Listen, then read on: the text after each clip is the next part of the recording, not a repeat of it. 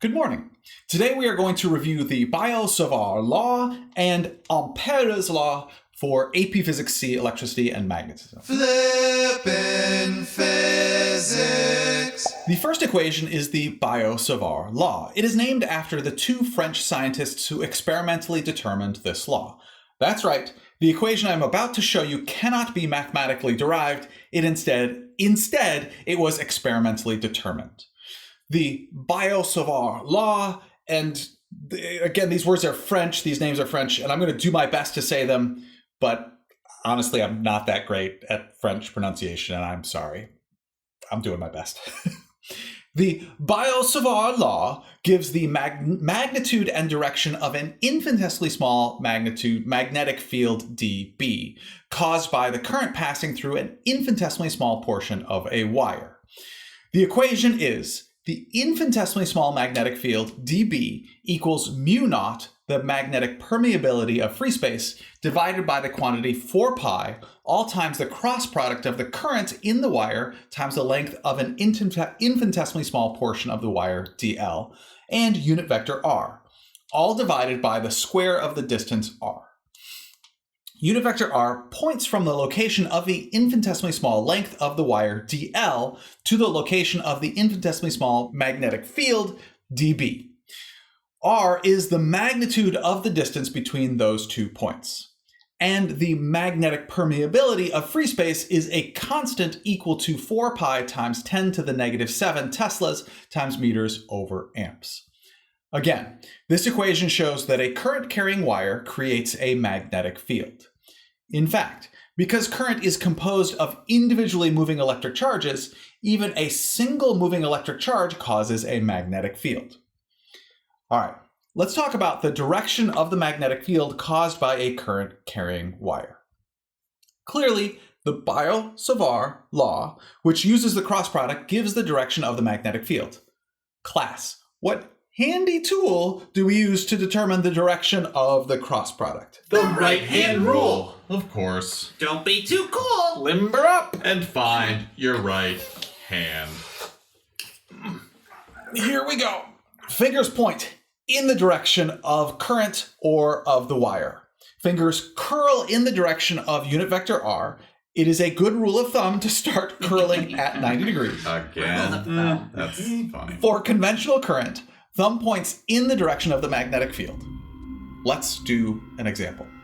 We have a long straight wire with current to the right. Let's label a small portion of the wire dl. The direction of dl is in the direction of the current in the wire. And let's find the direction of the magnetic field at a location which is located a distance r from the wire, and r is at a 90-degree angle from the wire. Unit vector r points from dl to the location we are finding the magnetic field dB, which means it is also at a right angle to the wire. Using the right-hand rule, we get that, using our right hand, the fingers point to the right in the direction of the infinitesimal distance dl. Fingers curl in the direction of unit vector r. In this case, that means they curl 90 degrees downward. Thumb points into the screen, which means the infinitesimal magnetic field dB is into the screen at this location. The symbol we use for into the screen is an X. We can remember that because we can picture an arrow moving away from us, and the X represents the fletching of the arrow as it moves away from us, even though an arrow actually only has 3 feathers. Correct, Billy.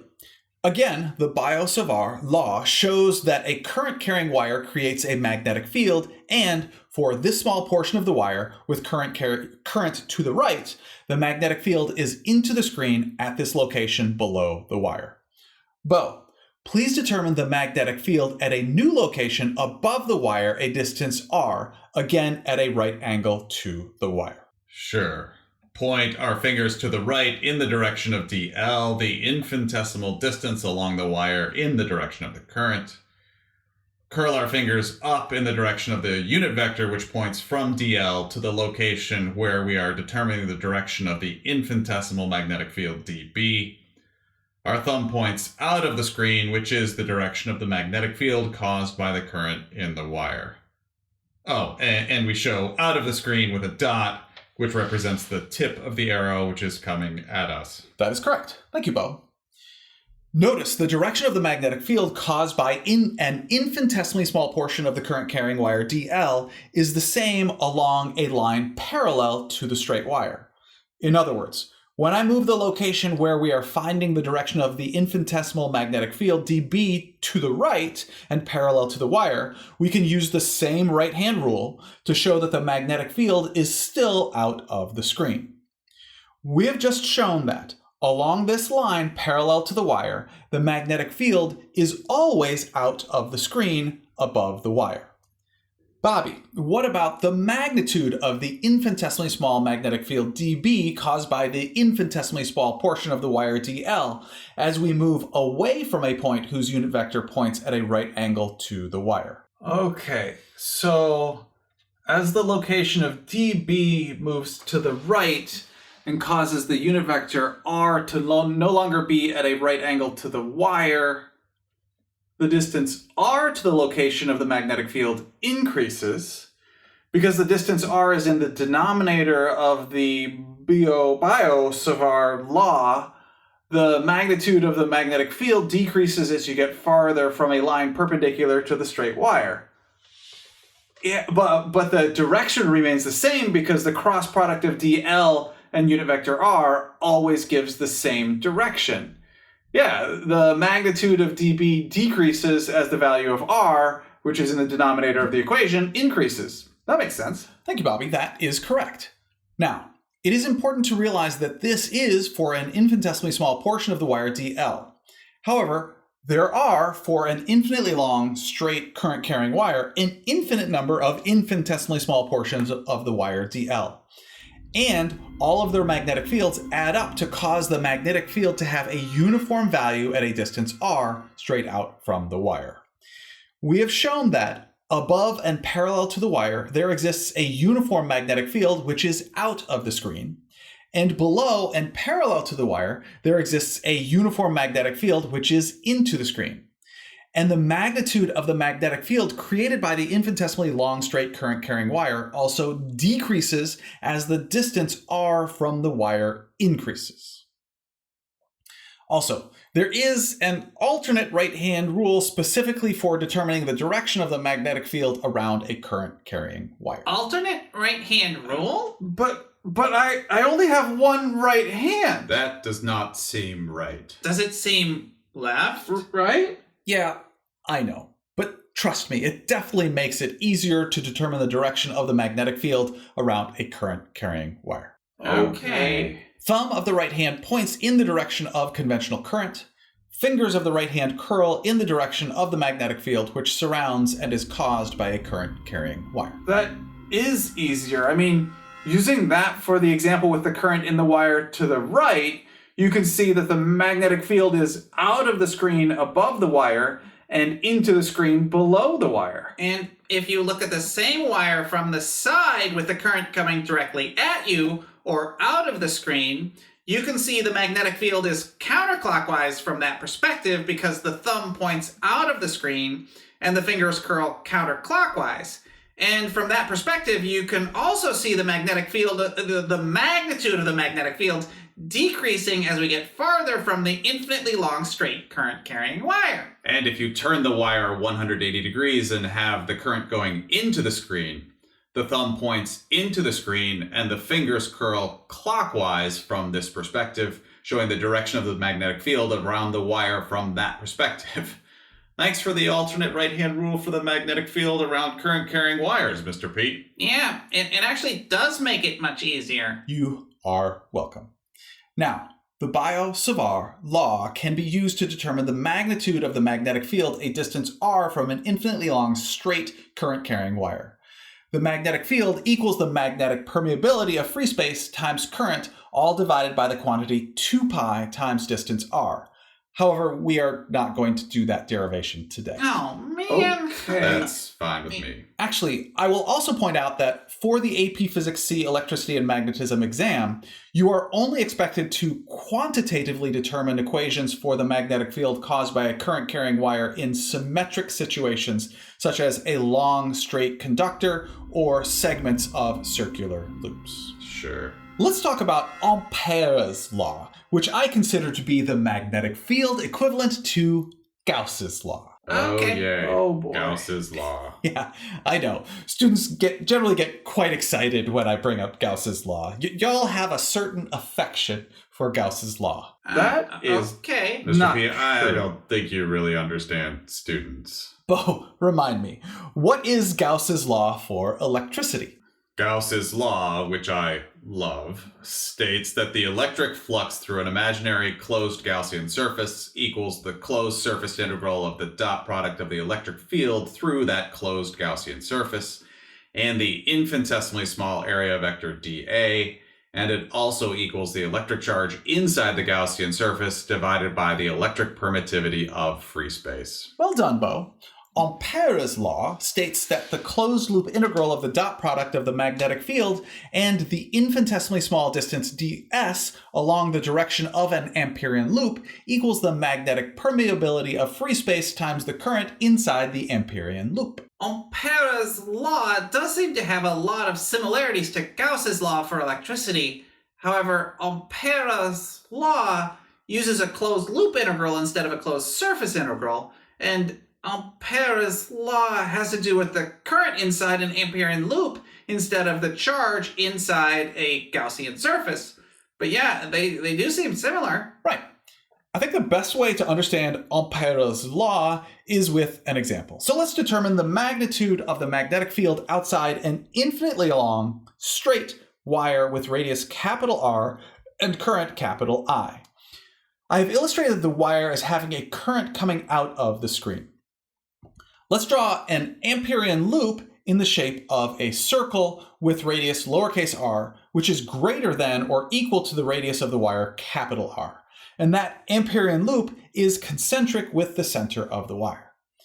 Now, we're going to use Ampere's law. However, rather than using the dot product version, let's use b ds cosine theta instead. Now, we do need to determine the angle theta. In order to do that, we need the directions of the magnetic field at the location of the Amperian loop, and the direction of ds, an infinitesimally small displacement along the Amperian loop. Let's start with the direction of the magnetic field. Bobby, please. The direction of the magnetic field on the Amperian loop, which is caused by the current carrying wire. Well, we just use the alternate right-hand rule you taught us. We take the thumb of our right hand, point it in the direction of the current, which is out of the screen, and our fingers curl in the direction of the magnetic field, which is counterclockwise from this perspective. Yeah, the magnetic field from this current carrying wire is counterclockwise from this perspective. Thank you, Bobby. Now, in order to use Ampere's law, we need to pick a specific point on the Amperian loop. Let's pick directly to the right of the wire.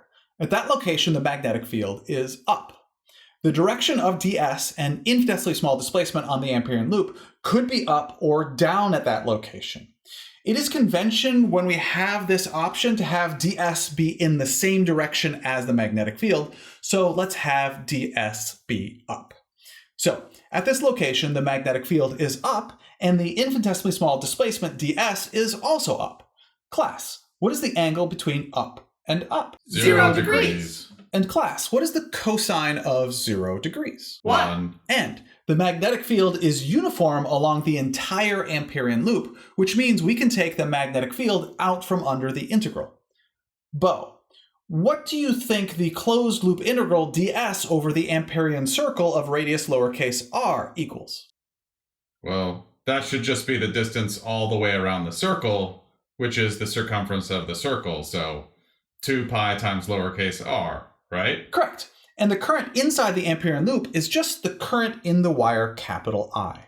In other words, We just derived that the magnetic field around and outside of an infinitely long straight current-carrying wire has a magnitude equal to the magnetic permeability of free space times current, all divided by the quantity 2 pi times the distance to the wire. Therefore, proving that the magnetic field caused by a wire decreases as you get farther from the wire. Oh, hey, we can also derive that equation using the Biot-Savart law, right, Mr. P? Yeah, but it is much easier to derive using Ampere's law instead. All right, now let's look at a solenoid, which is a very common tool for creating a uniform magnetic field. A typical solenoid is a single, very long current-carrying insulated wire wrapped to form a hollow cylinder. An ideal solenoid has a length which is much, much larger than its diameter. Unless otherwise stated, all solenoids in this class will be treated as ideal solenoids. The cross-section of a solenoid looks like this. Because the current-carrying wire wraps all the way around the circle many, many times to create a hollow cylinder, you can see the cross-section shows all the currents in the wires along the top of the solenoid to be in the same direction. In this case, they are out of the screen. And all the currents in the wires along the bottom of the solenoid to be in the same direction. In this case, they are into the screen. Again, this solenoid is made out of one wire, which means all of these currents are in the same wire and have the same magnitude. In order to determine the magnetic field created by the current passing through a solenoid, let's start with just the directions of the magnetic fields caused by this wire. Billy, please determine the direction of the magnetic field caused by the current passing through the top section of the solenoid where all of the currents are out of the screen. Absolutely. On the top of the solenoid, the cross-section shows that all of the currents are out of the screen and are in blue. Using the alternate right-hand rule with our thumb pointing out of the screen, our fingers curl in a direction which is counterclockwise from this perspective. But how does that work with all of those currents along the top of the solenoid? Oh, you said this is an ideal solenoid where the length of the solenoid is much, much larger than the diameter of the solenoid. Correct, Mr. P? That is correct, Billy. Okay, so because this is an ideal solenoid, which is essentially infinitely long, we know that for the magnetic fields caused by the currents along the top of the solenoid, which are out of the screen, there will be components which are in the positive and negative y directions. However, all the components in the y direction will cancel out, and the net magnetic field will be to the right, below the currents along the top of the solenoid, and the net magnetic field will be to the left, above the currents along the top of the solenoid. What? I get it. Because there are an infinite number of currents coming out of the screen along the top of the solenoid, below the top row of the currents in the solenoid, the net magnetic field is to the right, and above the top row of currents in the solenoid, the net magnetic field is to the left. Okay, and the reverse is true for the magnetic field caused by the infinite number of currents along the bottom of the solenoid, which are all going into the screen and in red. Pointing the thumb of our right hand into the screen shows that the currents along the bottom of the solenoid cause magnetic fields which are clockwise. Clockwise above the bottom row of currents in the solenoid means the magnetic field there is to the right, and clockwise below the bottom row of currents in the solenoid means the magnetic field there is to the left. Yeah, and the net magnetic field outside an ideal solenoid equals 0, because those magnetic fields are equal in magnitude and opposite in direction. That is just like an ideal parallel plate capacitor, which has 0 electric field outside of it. Correct. An ideal solenoid has 0 magnetic field outside its cylinder. Mr. P? Yes, Bobby? I thought all magnetic field lines were closed loops. We learned that before, right? Bobby, that is a good point. Okay. This magnetic field map is an ideal representation of the magnetic fields caused by an ideal solenoid. Therefore, these magnetic field lines would be closed loops that are infinitely large. Sure. Infinitely large closed loops. I can see how this is an ideal representation of solenoids. Yeah. Now, we get to derive the equation for the magnetic field inside a solenoid. Oh boy, I bet we get to use Ampere as the law. Yes, Billy, we do. All right. Realize we just showed that the magnetic field inside a solenoid is parallel to the sides of the solenoid, and for the direction of the current in this solenoid, the magnetic field is to the right. In order to use Ampere's law, we need to draw an Amperian loop. Just like Gaussian surfaces, we want to pick Amperian loops to have sides which are at integer multiples of 90 degrees relative to the magnetic field, and such that the magnetic field is uniform on the sides of the Amperian loop. For an ideal solenoid, we pick an Amperian loop in the shape of a rectangle with one side inside the solenoid and parallel to the magnetic field inside the solenoid, and one side of the Amperian loop completely outside the solenoid. Bo, we have drawn the Amperian loop. Please now begin using Ampere's law. Okay.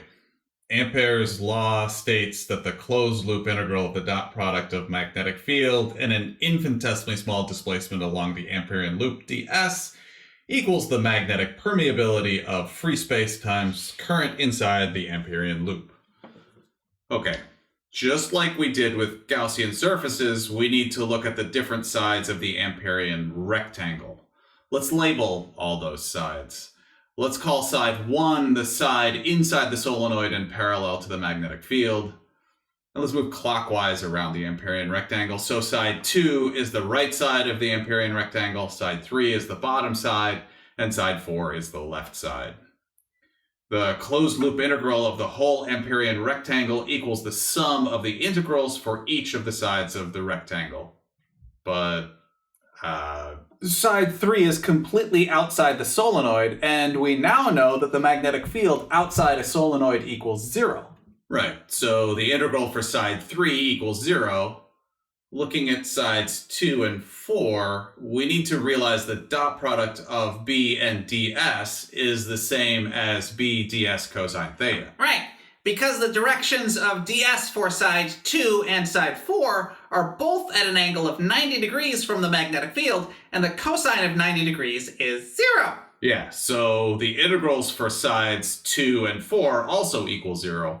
All we are left with is the integral for side 1, the side which is fully inside the solenoid and parallel to the magnetic field.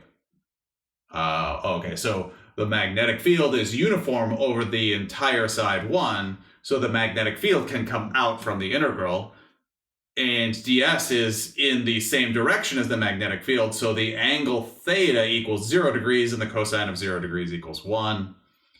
And the integral of ds is just the length of side 1 of the Amperian rectangle, but we do not have a label for that yet. Correct. Typically, because the full length of the solenoid would be labeled uppercase L, that smaller distance is usually identified as lowercase l.